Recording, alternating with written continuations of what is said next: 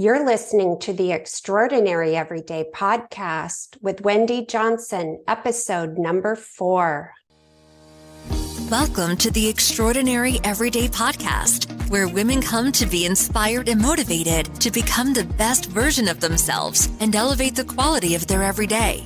Now, here's your host, certified life coach, Wendy Johnson. Hello, friends. How are you?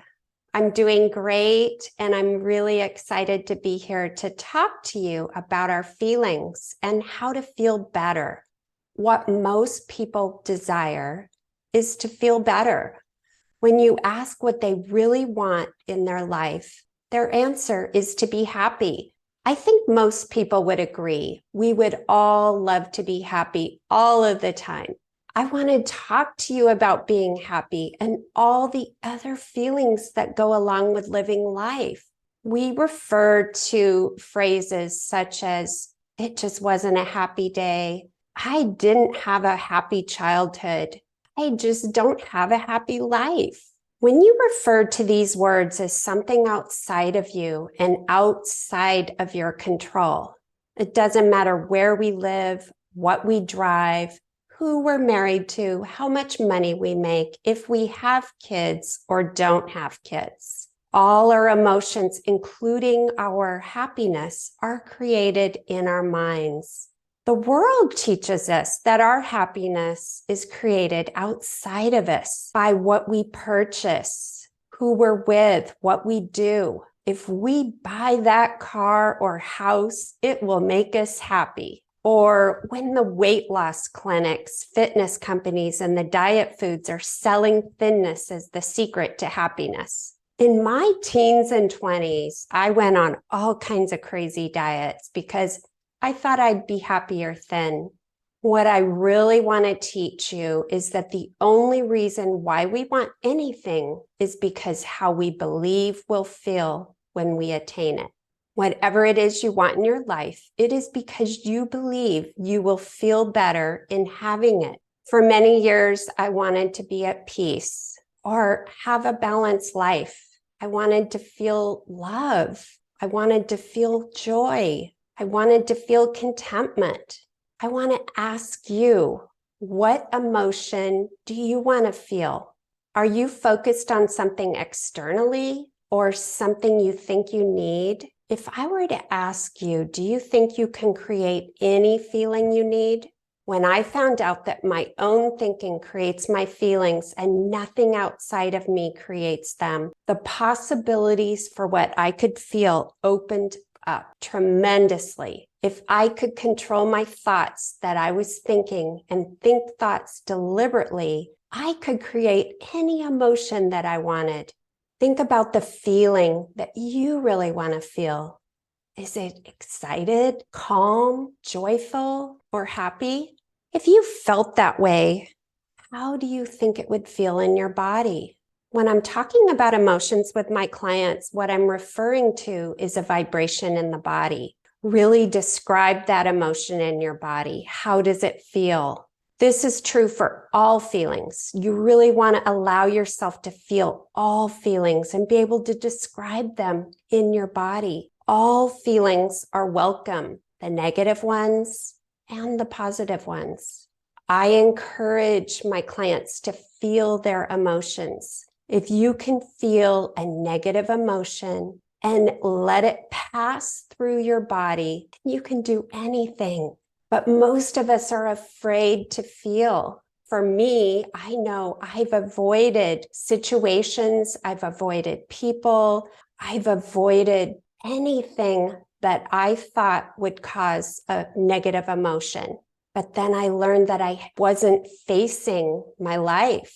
I was hiding. And I know I'm not the only one who's doing that. For everything you want in your life, you want them for an emotion you think it will give you. Well, the same goes for what you don't want in your life, to be able to process a negative emotion. Everything you avoid in your life is because you're afraid of how it will make you feel. Nobody likes to feel bad. So the daily practice is to start getting good at feeling all emotions. If you can do that, then you can get good at going into situations with less fear, because there's no feeling you're unwilling to feel. It helps to know that you can create and feel a positive emotion whenever you want. Let's talk about how you feel emotions you want to feel. For this example, say you want to feel happy. First, you want to identify in your body what happiness feels like. Second, why do you want to feel happiness? Let's go back to the truth that our thoughts create our feelings. And then ask yourself, what would I be thinking if I wanted to feel happy? Most clients will say to me, well, I don't know what I'd be thinking if I were happy.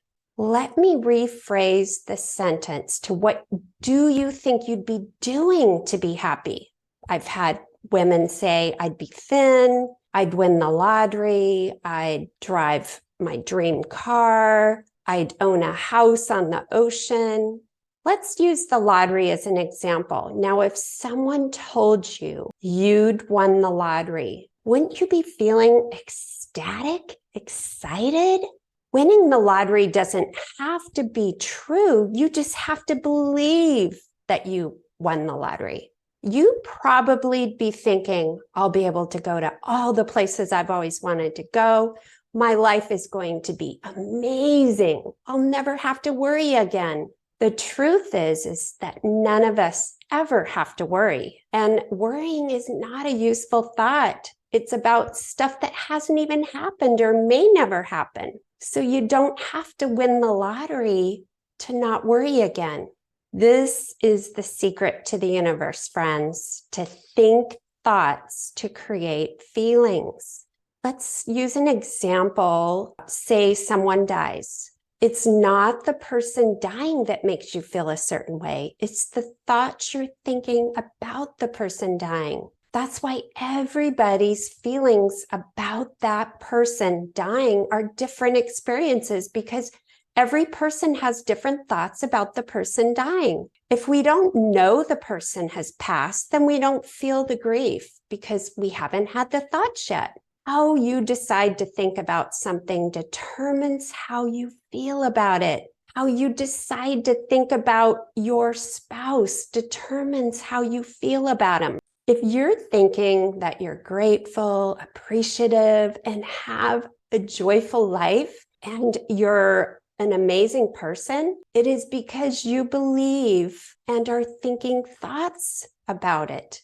On the other hand, you could feel like you're miserable. You're not getting the breaks you deserve. You don't have the people you want in your life. You don't have the spouse that you wanted. You will hear me say this often when I'm coaching and teaching in this podcast. It will begin to sound repetitive, but it's something you didn't learn in your early years. And it takes practice to think thoughts on purpose to create feelings. It's taking me more than half my life to learn this. And it's new. I spent 40 plus years not thinking this way. I thought it was everything outside of me. I was blaming other people and other things going on in my life for how I felt. I want you to ask yourself, what am I feeling? Name that feeling. Close your eyes and feel what it feels like in your body. Now, you may only know a few basic feelings when you first start. You may only know being happy, sad, glad, anxious, stressed, angry, excited. It takes time to play with a lot of different feelings and know what they feel like and how to create them. And then I want you to ask yourself, what are the thoughts I'm thinking that's creating that feeling? This is one of the most powerful things you can know. You get to create your feelings. If you think a thought, that will create it. What I want you to understand is that your feelings aren't created from something or someone outside of you. Remind yourself that everything you feel is a choice. Let me be clear about another thing. You don't want to feel happy all the time. And you don't want to avoid feeling grief, sadness, anger, fear. The truth is we don't. Life is about contrast. It's about experiencing the positive and the negative emotions. When someone dies, we don't want to feel happy, and we wouldn't even know what it feels like to have contrast if we were always happy. So the point I want to make is you don't always want to be happy, but you do get to decide how you want to feel about anything. No one controls your feelings. Stuff doesn't change your feelings. Your thoughts only change your feelings. Finally, I want you to think about your top 3 feelings that you think on a regular basis. And you've been probably thinking the same thoughts to create these same feelings for many, many years. So what would you say are your most common top 3 feelings? What do you think about the top 3 feelings you have the most often during a day? If your top 3 feelings are negative, please don't beat yourself up. For many years, one of my top feelings was frustration. And I got really good at being frustrated because I practiced thinking the same way for so long. If you're the one that creates your feelings, what are the top 3 thoughts that you're having that are creating each one of those feelings? And write those down so you can become aware of what you are thinking. We have over 60,000 thoughts passing through every day. And a lot of the thoughts we aren't aware of. And we're not aware that those thoughts are creating these feelings that we keep feeling. Next, I want you to ask yourself, what are the top 3 feelings I would choose to have? If you could choose to have any 3 feelings on a regular basis, what would you choose? For me, I love feeling excited, proud, and calm. And this year, I chose to feel self-confident. If I deliberately think about the things that would excite me and make me proud and being self-confident, what would I be doing? What would I be thinking? I think that way about my goals, like this goal of having a podcast. I show up for myself. I have my own back. I make myself proud, and I believe that I'll reach my goals and my dreams will come true, even when I set big, bold, extraordinary goals. I will do the work necessary to have the result I want, even if I have to feel discomfort. I'm willing to feel all the uncomfortable feelings of doing something that scares me. Take the time to ask yourself these questions this week because there's so much to be learned from understanding your mind and what you're creating in terms of your feelings in your life. I hope you've enjoyed this podcast. And I would love to hear from you. Please leave a comment. Please share your top 3 feelings with me. I would love to know. And if you have any questions, please reach out to me. Thank you for listening to the Extraordinary Everyday Podcast. It would be amazing if you could take a quick moment and leave a review on Apple Podcast. Until next week, have yourself a gorgeous week, everybody. Take care. Hey, if you enjoy listening to this podcast, you have to come check out More You, my community of like-minded women. We show up to create the highest version of ourselves and elevate the quality of our everyday along the way. Head over to ontracklifecoaching.com/join. That's ontraclifecoaching.com/join. I'd love to see you in there. And if you haven't grabbed your copy of the Mindset Makeover, head over to ontracklifecoaching.com/makeover and get a copy that teaches and inspires you to show up as your most extraordinary self.